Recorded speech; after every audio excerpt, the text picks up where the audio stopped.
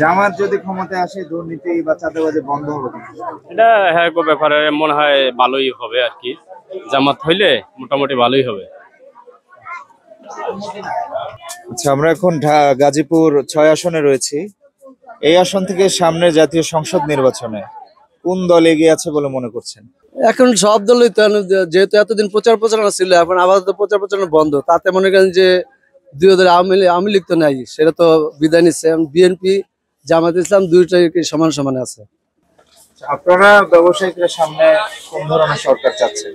আমরা তো চাচ্ছি মনে করেন যে ইসলামিক রাষ্ট্র যে কাম করতে পারে, যে মুসলিম দেশ, 92% মুসলিম দেশ, সেখানে মুসলিম রাষ্ট্র যে কাম করবে তার জন্য আমাকে শুভকামনা থাকবে। এই আসনে কোন দল এগিয়ে আছে বলে মনে করছেন?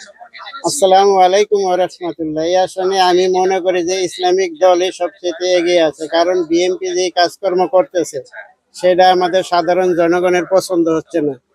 কারণ জায়গায় জায়গায় দেখি সন্ত্রাস, লুটতরাজ, চাঁদাবাজি এগুলো নিয়ে শুরু হয়ে গেছে। তাই মনে করি যে ইসলামিক দল আসলেই ভালো হবে। সামনে কোন ধরনের সরকার আসলে আপনারা নিরাপদে থাকবেন?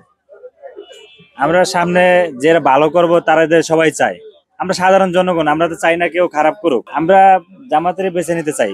এর লিগে জামাত আমরা ভালো মনে করি, দেখতেছি ভালো তাদের সবকিছু, এ কারণে আমরা জামাতেরই পছন্দ করি।